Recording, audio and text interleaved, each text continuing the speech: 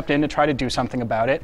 And the way the different administrators handled the subject, it was not very coordinated, and one of my friends stepped forward and just started doing word-based searches and removing everybody who used offensive language. So another one of my friends decided that he would substitute CCNA for the words in question because the person who was doing this draconian word ban was a CCNA. He didn't notice for about a month. He wondered why the racism stopped and everybody was talking about Cisco certifications all of a sudden. And it was great. And a month later, he figured it out. And yeah, so the difference, the reason I'm bringing this up is because the difference of how people handle things, if there's no communication, things can get bad, and then when there's infighting among the people who are setting these policies, it can get even worse. In this case, it actually did solve the problem, but the people I don't know, I've never met, have been coming up to me and saying, "What up, my CCNA?" And I'm like, "How the hell did you learn that?" So this is not even people on IRC. These people who don't touch computers at all, and they're saying that. And it's like, where the hell did you learn that from? So these things can kind of cause lasting effects if you aren't careful. CCNA, please.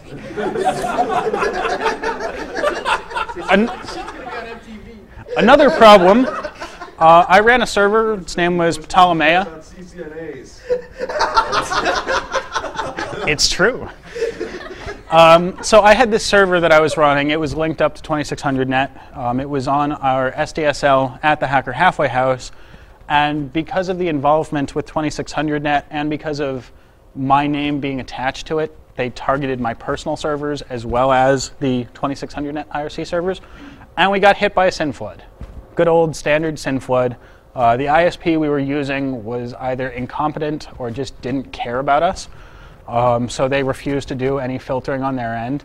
And then the next thing we know, we're hearing from our friend who had a buddy in the ISP saying that we were getting hit by 20 megabits of SYN flood traffic, which is a lot for the 1 megabit or so that we had at the time. It also caused a 50% packet loss across the entire ISP from what we heard. People really didn't like us, and they were directing that at me. They really didn't like me a lot of the times, and then Miles stepped forward and they didn't like Miles and I was okay. But question is, why would somebody do this? Like there was nobody was really offended, or they shouldn't have been offended. I mean, arguing on the internet, everybody knows, arguing on the internet.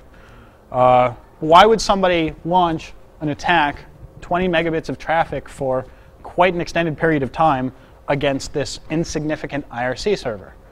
And the answer, paraphrased,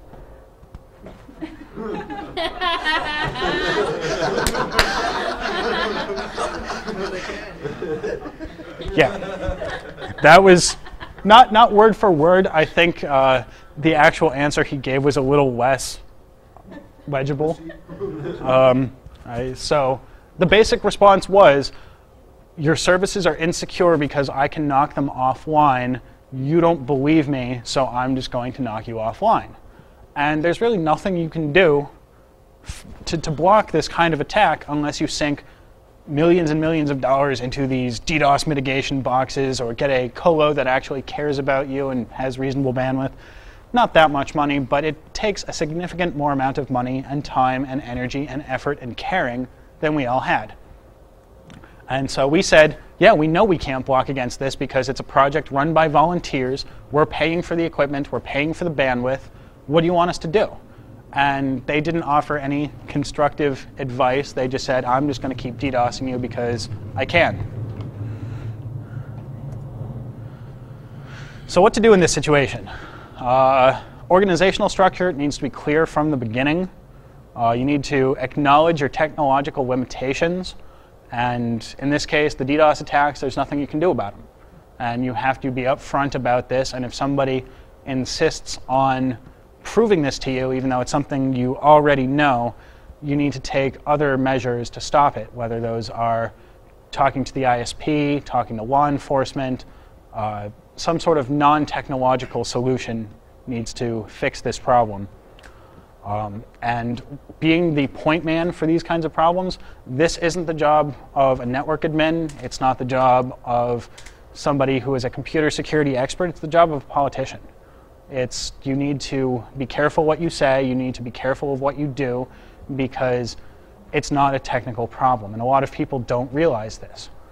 These things, you can't just throw more money or technology or whatever at it. You have to make reasonable decisions based on how the other person is going to act. And you might not like it, but it's the only way for it to work. So that's it for 2600net for now. Are there any questions about that before I continue on? No? Okay, good. Hacker Halfway House. I don't know if you can recognize anybody in that photo. I don't know how well you can see it from here, but that's a picture from one of the more recent parties that was thrown there. It looks clean. Ish. It looks clean. So here's the short history of the Hacker Halfway House. So some people got a loft in Brooklyn.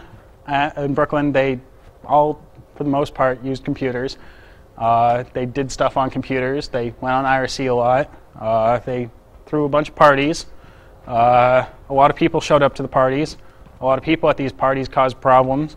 Some of the parties stopped, and then the place became a great big failure. I mean, everything still exists as it was. There are people living there. It's an actual living space. I found this out at the Hacker Spaces panel at Fifth Hope. One thing I didn't realize is that these other people who've started these hacker spaces don't live there. They got it right. They got it right from the beginning. Don't live where you throw the parties, because bad shit will happen. And I think we didn't realize this. I mean, we knew some stuff would happen. I mean, can I get some input here? My concept when I first started throwing parties was I could just advertise this on Craigslist in New York, because it doesn't matter who comes, because I already live with Lucas, and it can't get worse than that. That works. But the parties were... We were like, we don't care about possessions, man. It doesn't matter. We threw these parties after the 2600 meetings, so we'd get a lot of people, and then we'd be going in the subway back to the place, and some people on the subway platform would hear talk about a party, and they'd just lump onto the group, and the group would get bigger and bigger as we made from the meeting to Triple H. And then random people from the neighborhood started showing up. At one point, somebody put out a post on Full Disclosure saying, "So I'm going to New York to visit, and I was thinking about staying at the Hacker Halfway House. Does anybody know what it's like staying there?" And I was just like, no, I live here. We're not a hostel. Despite the name of the Halfway House, you know, we're not a halfway house. It's a name. Leave us alone. We were in the Wikipedia article. Yeah. The main 2600 Wikipedia article Yeah. said, blah, blah, blah, 2600 Hertz, Captain Crunch, blah, blah, blah, magazine, blah, blah, blah, blah. Party at the HHH, Yeah. first Friday of every month. Here's the address. We were the Hacker Halfway House and the parties were mentioned in the Wikipedia article about 2600 before Kevin Mitnick was mentioned. Yes. Yeah. I mean, I understand that in real life. Like, I can definitely understand the reasonings for that, but it's not something you'd It expect. stayed up for over a year. Yeah. So, some of the problems that we had here with having all of these strangers and friends and supposed friends into our home, people had really weird concepts of respect. I would be standing there talking to some people, and somebody would be smoking a cigarette, and he'd finish with his cigarette, and he'd toss it on the floor, grind it out with his foot, have another sip of his drink, light up another cigarette. And I'm just like, what the fuck are you doing? And he looks at me, and he's like, what?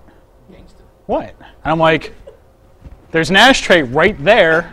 He's like, oh, I didn't realize I wasn't supposed to do that. And, you know, who here would do that? And nobody's going to admit it, but would you drop your cigarette on somebody's living room floor and then grind it out in front of them and then get offended when they asked you why you're doing that? Only you, Shorty. All the time, all the time, yeah. So there were some fundamental respect issues from the very beginning with this whole thing. How much time do I have left?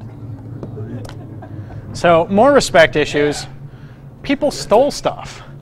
Who'd have thunk it? You know, people brought their laptops over, left their laptop out, and then went to pick it up at 7 o'clock 2 days later when they were leaving from the party, and it was gone. And this is the actual stolen laptop. Yeah, he was lucky. He actually got one of his back. Other people were not so lucky. There were a number of laptops stolen. There was other random bits. Yeah, backpacks, other random stuff here and there. People would just see stuff available, grab it, and, hey, free stuff.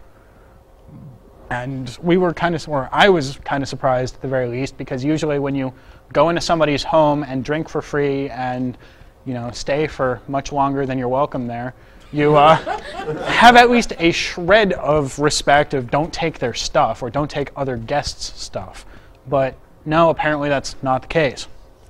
The other problem was vandalism. So I don't know if he's here, but the guy with the OmniScan stickers, I forget his name even. I don't even know which one it is. Yeah, that's what I thought. He was on the radio just a little while ago. He's got these OmniScan stickers, and he puts them on everything. It's his trademark. And this is fine until you're finding them on things that really shouldn't have stickers on them. Like your underwear or your CDs or stuff like that. And inside your wardrobe. Yeah, and you find them and you scrape them off, and then next month he comes back and stickers everything up again. And you say, please don't do that. And he's like, okay, I'm sorry, man, I won't. And then you walk away and he's like, what the fuck? Also, writing on the walls in Sharpie, that's okay, because it's a rundown building in Brooklyn, right? So, you guys are going to repaint anyways, right? So I can just write on the wall in Sharpie. It's no problem to write "Shardy is a whore" on the front door of your building in a Sharpie. He won't mind. No, the neighbors won't think anything about it. It's all right now. It's true.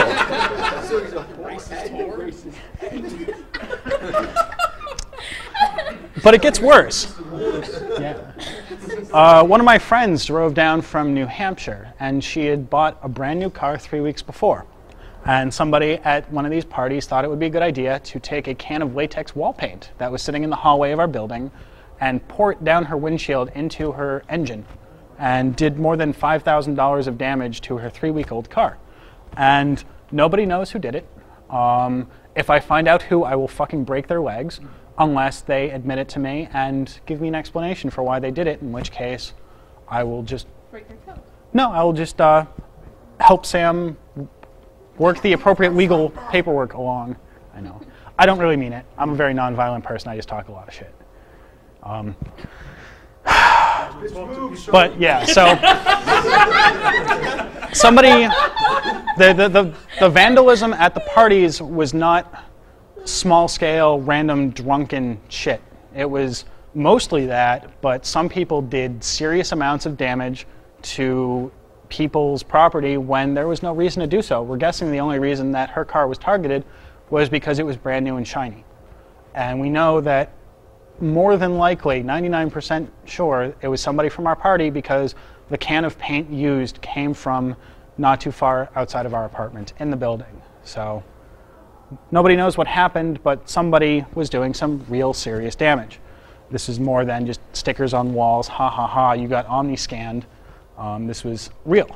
Another thing, and I'm not sure whether this is fully accurate or not, but it was suggested that somebody might have caused other vehicle damage to somebody's car.